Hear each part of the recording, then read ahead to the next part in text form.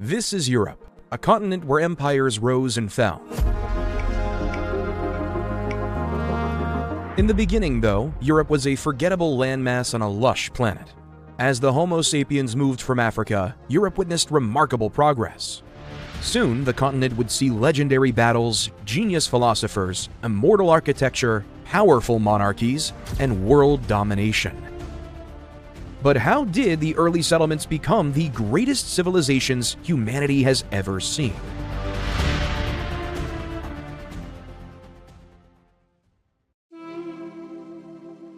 The people of Heritagehubwithsachinsoni on the modern-day island of Cyprus in 7000 BC changed the way of life of Europeans. They paved the way for agriculture. The settlement was surrounded by a defensive wall made of large stone blocks. The houses within the settlement were circular and built using a combination of stone and mud brick construction. The interior of the houses featured multiple rooms, indicating a level of sophistication in architectural planning. They lived off wheat, barley, lentils, and peas. Ultimately, the people of this ancient city spent their days creating food. While the need to feed yourself is crucial, early Europeans also found creating massive stone structures called megaliths equally important. From 4000 to 2000 BC, various megaliths appeared across the continent. Like in modern-day County Clare in Ireland, Polnabrone Dolmen is a large portal tomb with 3 standing stones holding it in place for thousands of years. Throughout all of the megaliths, one still captivates us today. In modern-day Salisbury, UK, lies the magnificent Stonehenge, a structure that was once the hub of civilization. We will never fully know the purpose of a structure like this. While Stonehenge was being built all the way on the other side of the continent, the first advanced European civilization was upon us. On the island of Crete, under the leadership of King Minos, the Minoan civilization became a hub for trade. The Egyptians, Phoenicians, and Mesopotamians met on the island of Crete. While exchanging goods, they also exchanged cultures and ideas with the Minoans. The Minoans took the ideas they'd learned from the other cultures. They created the roots of all European languages in a model known as Linear A. Their language was very similar to the Egyptians in a lot of ways, as it was based on various symbols, which can be used to create a variety of different meanings. Around 1600 BC, on the mainland of Greece, the Mycenaean civilization took the complex nature of Linear A and made it simpler, creating a language system of 87 distinct symbols. The Mycenaeans created their civilization based on the city-states.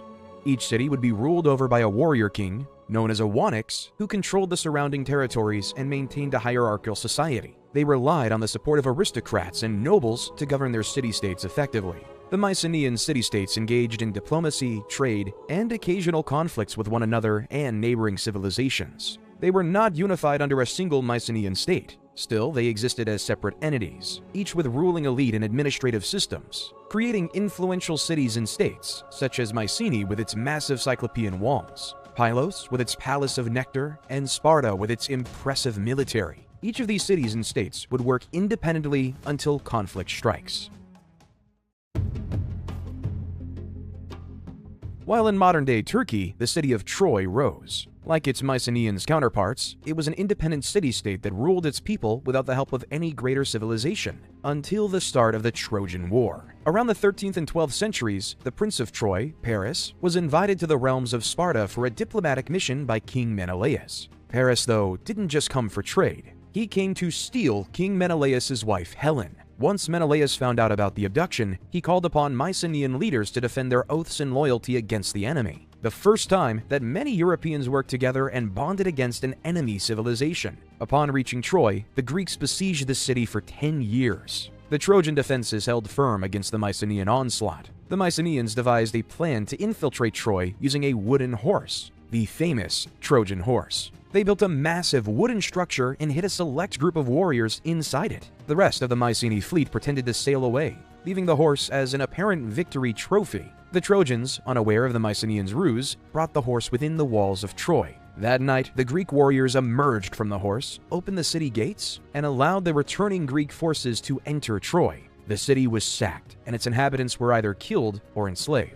Though the historical accuracy of this story is highly questioned, as most of it was taken from Homer's literary masterpieces, the Odyssey and the Iliad. What the Trojan War did, though, is that it brought the idea that different city-states throughout Greece could work together in a sort of union against a collective bad.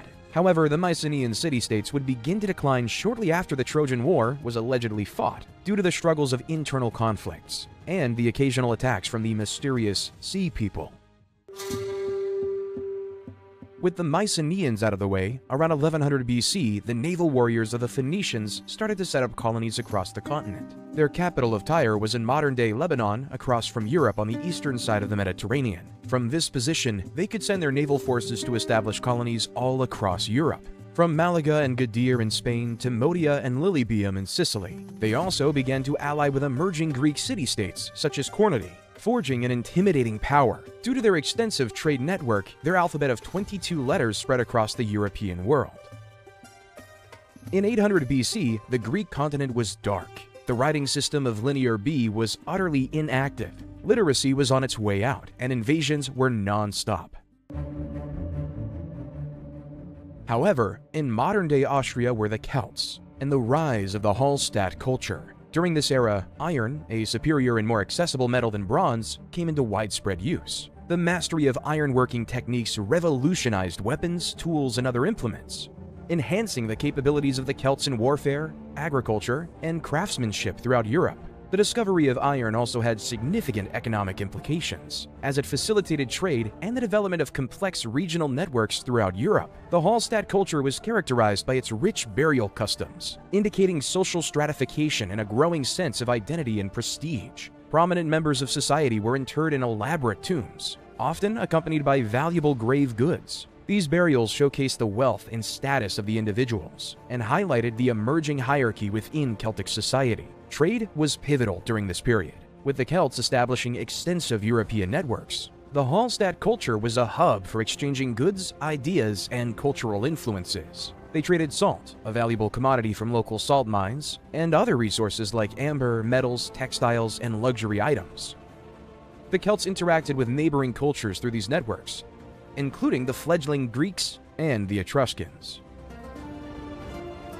Initially, the Etruscans were just a small group of immigrants from Lydia and Asia Minor who ventured to mainland Italy. While the Greeks were struggling, the Etruscans were able to gain a foothold, creating strong city-states of Veii, Tarquinia, and Cerveteri. Though in Greece, the city-states were just little tiny polis. Initially, the term polis referred to a fortified area or citadel which offered protection during times of war. Because of these structures' relative safety, people flocked to them and set up communities and commercial centers. Over time, this polis started to attract people to move over toward them, which led to the rise of various city-states and colonies across the world. In the fertile area of Peloponnesia, Sparta was creating a city-state empire like no other. The legendary Spartans would come in and take over these villages, declaring themselves as the rulers and masters of the land. However, these newly conquered individuals weren't of equal status to the Spartans. Instead, they became helots, unfree laborers tied to the land and required to supply food to Sparta or face the wrath of the angry Spartans. In the eyes of Sparta, these helots were nothing but labor to feed the war machine of Sparta, creating a social hierarchy where Spartans were automatically considered superior to all others, the crux of European culture. Even in the great Athenian democracy, there was quite a strict distinction between the citizens and the non-citizens. In Athens, only around 10% of the population was able and willing to vote in any given election. To gain the right to vote, you must be an Athenian-born man over the age of 20 and completed his military service. You were not a citizen if you did not fall into this category. Your life was to support the fabric of the oligarchic democracy that was created. While Plato and Socrates spent their days studying rhetoric and voting, 9 other people had to do the jobs that no one remembers. European history is a rich man's game. So is the game of war.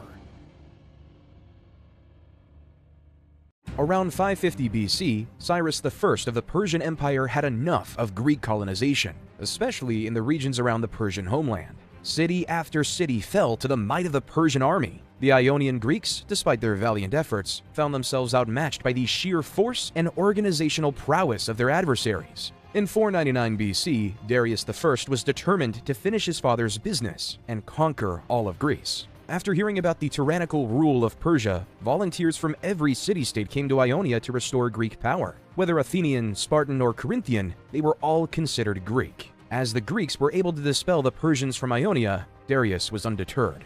all came to a head at the Battle of Marathon, where the Persian army stretched far and wide, seemingly invincible in their vast numbers. Despite the overwhelming size disadvantage, the Greek warriors stood resolute, fueled by their unwavering love for freedom and their determination to protect their homeland. With a battle cry that resonated through the air, the Greek soldiers charged forward, their phalanx formation presenting an impenetrable shield against the Persian onslaught. The hoplites, clad in bronze armor and wielding spears and shields, formed an unyielding wall of defense. The Persians, taken aback by the ferocity and discipline of the Greek soldiers, launched wave after wave of attacks. However, the Greek lines held firm, their coordinated movements repelling the Persian advance, causing the Persians to eventually retreat. With the Persians out of the picture, Greece was at its golden age. Born from this golden age was one of Greece's greatest gifts to Western civilization: philosophy.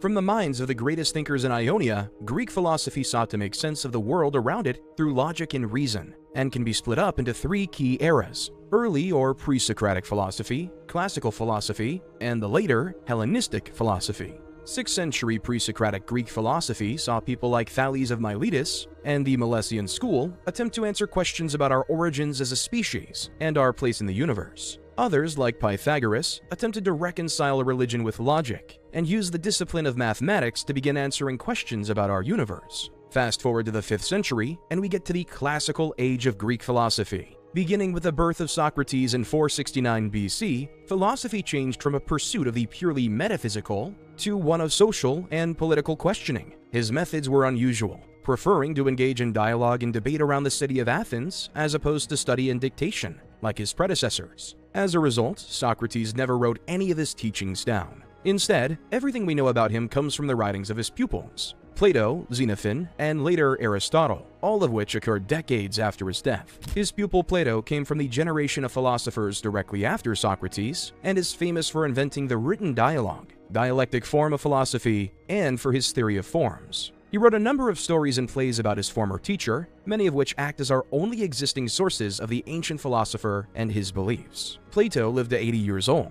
creating a school in Athens for future philosophers. Aristotle came much after, moving to Athens and enrolling in Plato's school of philosophy as a young man. Unlike Plato, Aristotle preferred to take a more practical view of philosophy, using it to benefit society and the lives of the common man, as opposed to seeking an answer to life's biggest questions. He would soon be invited to Macedonia to tutor a young prince named Alexander, teachings that would prove to be eternal. Much later, you had Hellenistic philosophers who were influenced by the new cultural identities of the Greco-Roman world. Movements like Stoicism and Epicureanism began around this time and revolved around the role of the individual and how philosophy could be used to better someone's own life.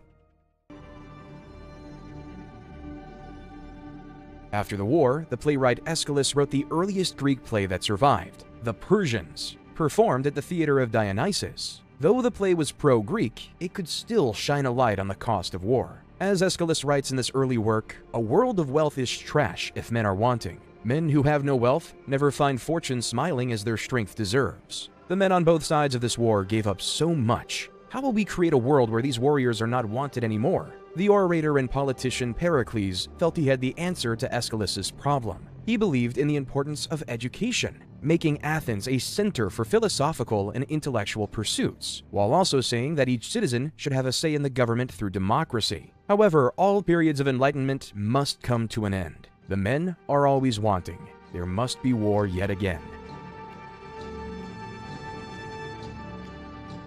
This time, though, it was between former allies Athens and Sparta. Athens emerged as a dominant naval power, while Sparta boasted an unparalleled land-based military. In 431 BC, tensions between Athens and Spartan ally Corinth were boiling. Corinth had been seeking support from other Greek states to challenge Athens' regional dominance. A dispute over the city of Corcyra, modern-day Corfu, became the spark that ignited the conflict. Corinth had a long-standing rivalry with Corcyra and sought to recruit Athens' assistance to bring the city under control. However, Athens decided to side with Corcyra, which infuriated Corinth and its Spartan allies. Seeing Athens' interference as a threat to its leadership, Sparta called for a meeting of its allies to discuss the growing Athenian power. Many of the city-states, resentful of Athens' dominance, rallied behind Sparta. Fearful of potential Spartan aggression, Athens fortified its city walls, relying on its naval strength to protect it from a direct assault. Thus, in 431 BC, the Peloponnesian War began. The conflict pitted Athens' naval supremacy and empire against Sparta's formidable land-based army and Peloponnesian League allies. The war would last for almost 3 decades, ravaging Greek lands, causing immense suffering, and forever changing the balance of power in the region.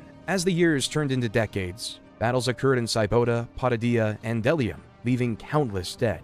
Then, after being put under siege by Spartan general Lysander, the Athenians decided to surrender by the summer of 404 BC, hence leading to the end of the Grecian dominance in the European world.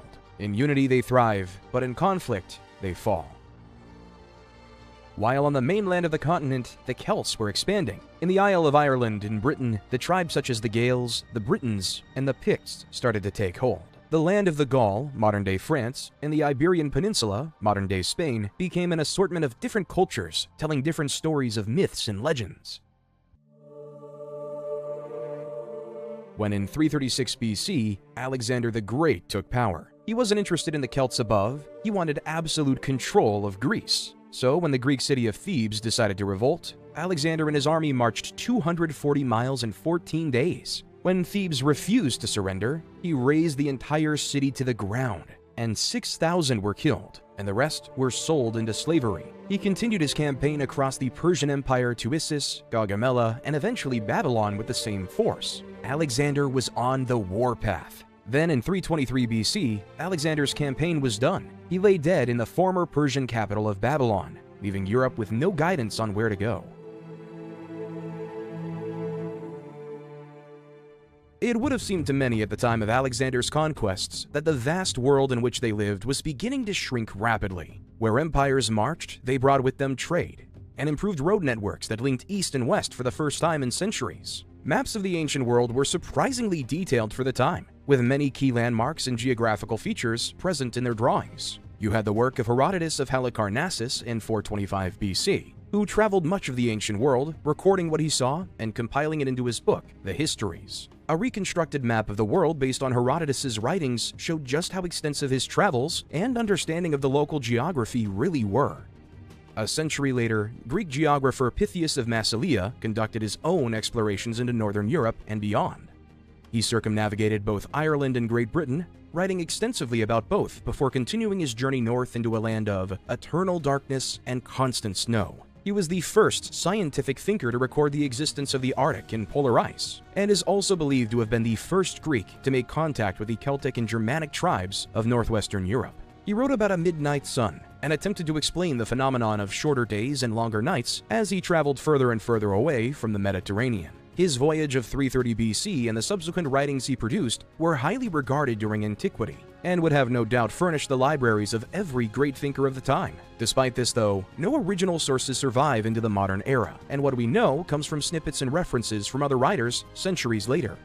Pytheas embarked on his journey just 5 years before the death of Alexander the Great. But when he returned to the Mediterranean, many of the old empires he once knew were gone, soon to be replaced by bigger and better things.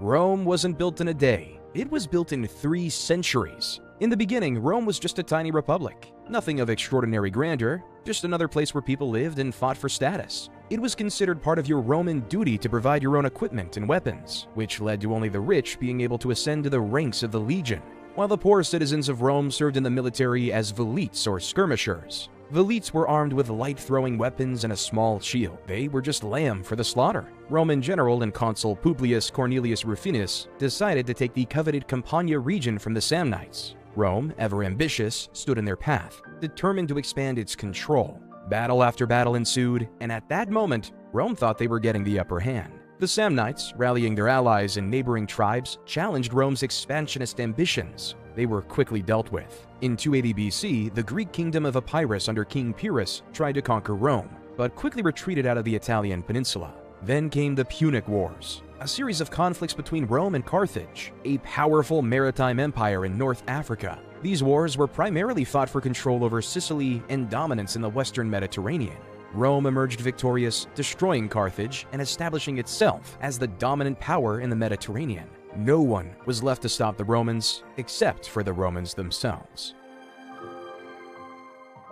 All was good in Rome until 107 BC, when Roman general Gaius Marius introduced a series of reforms to the military aptly named the Marian Reforms, in which he shifted the loyalty from the state to the general. A simple soldier no longer had to follow the whims of the Roman Senate. You only had to listen to your generals. And yes, the general didn't have to agree with whatever the Roman Senate would say. In 83 BC, General Lucius Cornelius Sulla took his army of soldiers to Rome and declared war. Sulla felt the reforms Marius gave were tyrannical, so he and his army sought to overturn them. So Sulla killed Marius and declared himself to be the dictator of Rome, hoping to restore the Senate and the former glory of Rome. He was afraid of the popular assemblies, which he viewed as breeding grounds for unrest. Despite his military strength and reforms to the Roman Empire, Sulla resigned in 79 BC and returned to private life. Little did Sulla know at the time, his reforms led to a bloodier change in the Roman Empire. While in the land of the Gauls, tribal alliances and noble kings reigned supreme. Each tribe had its own chieftain, a guardian of their ancestral lands, and a symbol of their collective strength. The Gauls, fierce and valiant warriors, wielded long swords and spears clad in shimmering chainmail and adorned helmets that reflected their individuality. The Gauls were not merely warriors and farmers, their souls were woven with threads of mysticism and reverence for the divine. The wise and revered Druids held court in sacred groves over rituals and ceremonies. The Druids, intermediaries between the ethereal and the earthly, guided the Gaulish people, dispensing wisdom, healing, and justice. Though, according to the Romans, they were just mere barbarians. They didn't follow the Roman ideals of decorum. They didn't share the same culture. They were just different. While back in Rome, the Baroque Julius Caesar was elected to be the esteemed Pontifex Maximus of Rome. However, his expensive campaign left him deeply in debt. So, Caesar had a lot of power with no money. Caesar did what any debt-ridden, influential person would: go to war with the Gauls. The Gallic Wars, spanning 8 long years from 58 BC to 50 BC, became a crucible of bloodshed, strategy, and unwavering determination. With his unparalleled military genius, Caesar unleashed his legions like a thunderstorm upon the unsuspecting tribes of Gaul. His first challenge came from the Helvetii, a formidable Gallic tribe who sought to migrate to new lands. Caesar confronted them with steely resolve, seeing an opportunity to exert his power. The clash was fierce, but Caesar's disciplined legions proved superior. In a resounding victory, he shattered the Helveti's dreams of expansion and brought them under his control. Emboldened by his triumph, Caesar turned his gaze toward the powerful Nervi, a fierce tribe known for their martial prowess. The battle that ensued was a titanic clash of swords and shields, a whirlwind of bravery and desperation.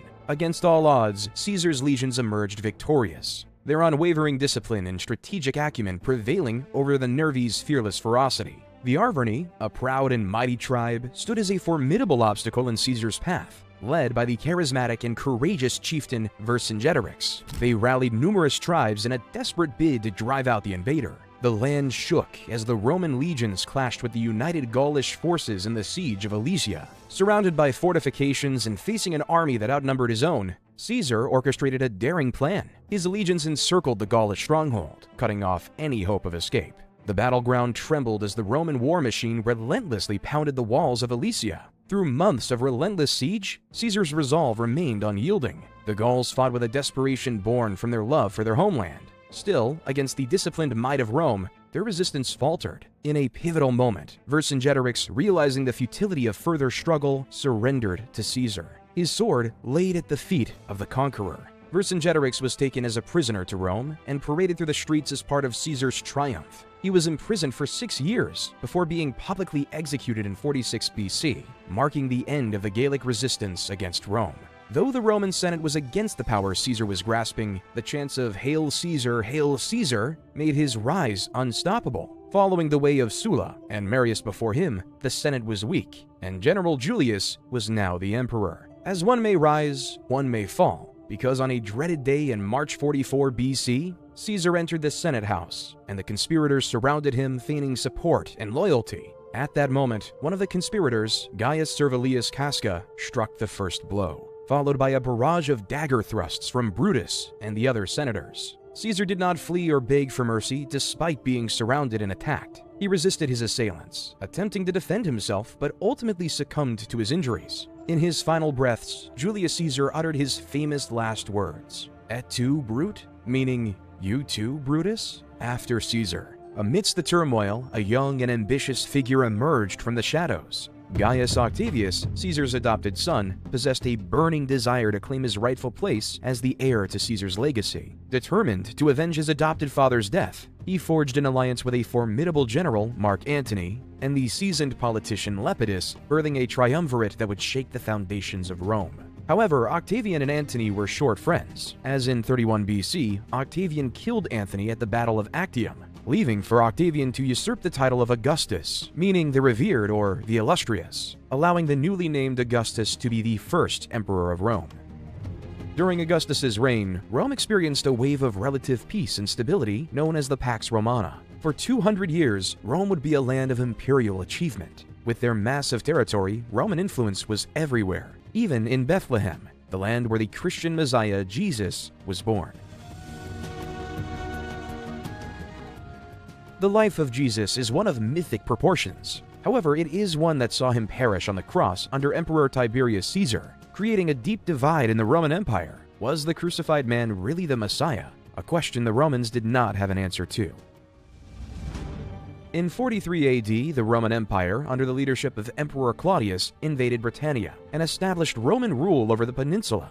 To maintain control, the Romans imposed heavy taxes on the native tribes, often subjecting them to harsh treatment and confiscating their lands. When King Pristougus of the Iceni tribe died, the Romans disregarded his will and took all the land for themselves, torturing his daughters and his wife, Queen Boudica. In the year 60, Boudica commanded an army of 100,000 warriors to revolt against the Romans. After, they took over the Roman cities of Londinium and Verulamium. So Roman governor Suetonius Paulinus led his army to a land near modern-day Birmingham where a final confrontation would take place. Despite being vastly outnumbered, Suetonius positioned his troops strategically and professionally. As Boudica's forces charged the Roman lines, the disciplined Romans held their ground and formed a tight defensive formation. The rebels found breaking through the Roman ranks impossible. Suetonius's troops managed to withstand the initial onslaught and gradually pushed back the rebel forces, resulting in the death of around 80,000 rebels compared to the 400 Roman casualties. Boudica killed herself shortly after.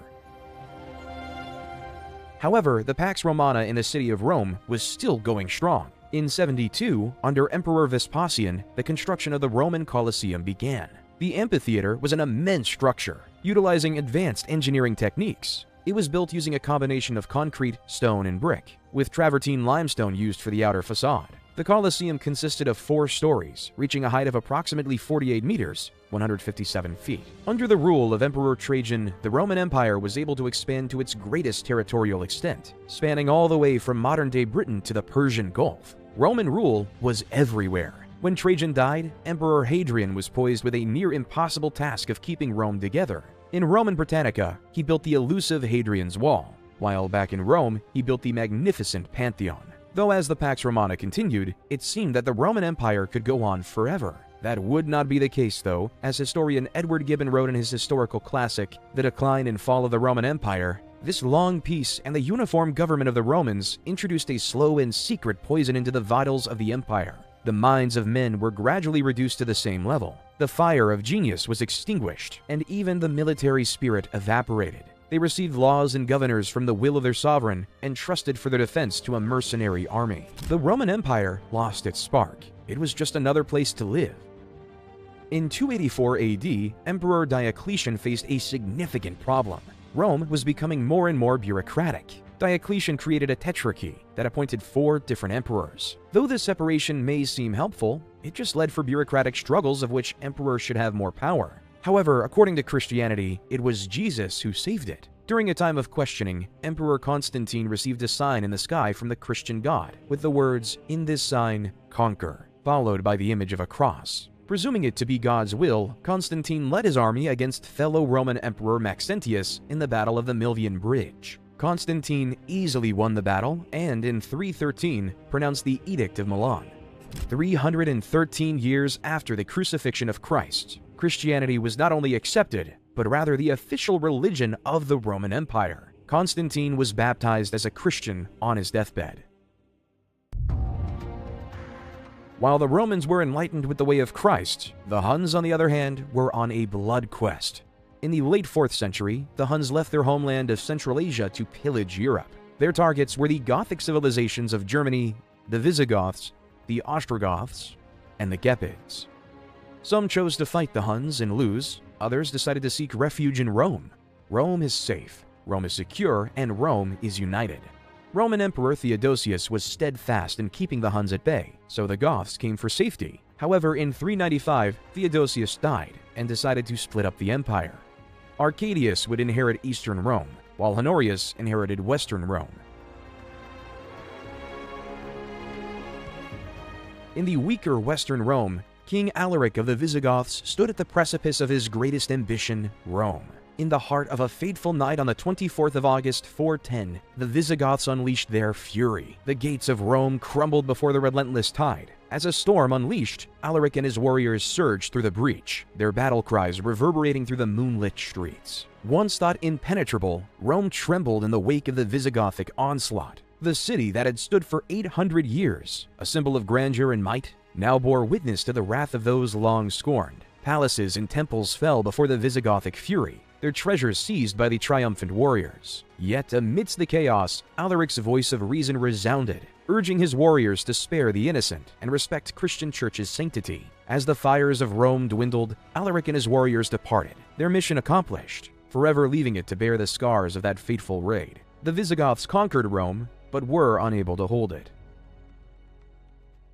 While the prospects of existence weren't so much better in eastern Rome, the notorious Attila the Hun gained power through torture and violence. Attila and his army stormed through the Balkans and the Danubian frontier, killing and ransacking all the way to the well-fortified city of Constantinople. However, due to Constantinople's high walls, Attila couldn't conquer it. Instead, he reached a peace treaty in which he would leave Constantinople alone, in exchange for an annual tribute of 2,100 pounds of gold, a staggering sum. After Constantinople, Attila had Rome in sight. Attila met Pope Leo I, an emissary between the Huns and Rome. According to Christian legend, the apparitions of St. Paul and St. Peter appeared to Attila. They threatened to kill him if he didn't negotiate with Pope Leo I.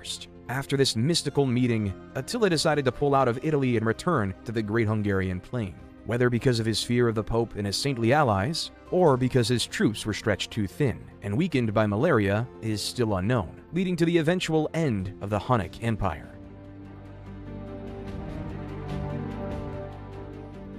Things weren't looking much better in Western Rome. In 476 AD, a powerful Germanic chieftain named Odoacer overthrew the small remnants of the Roman Empire. Unlike the past tyrants, Odoacer chose not to don the purple cloak of the Roman emperors, but instead declared himself king of Italy. Yet Odoacer's reign was not unchallenged. A new power was rising across the Adriatic Sea and the rugged Balkans. Theodoric the Great, king of the Ostrogoths, was amassing an army, his eyes fixed on the Italian peninsula. Encouraged by the Eastern Roman Emperor Zeno, who feared Theodoric's might, the Ostrogothic king led his people on a westward march. Thus, in 489 AD, the tides of destiny carried the Ostrogoths to Italy. A clash of titans ensued, a 5-year war that saw two great powers struggle for dominance. But destiny had already chosen its champion. In 490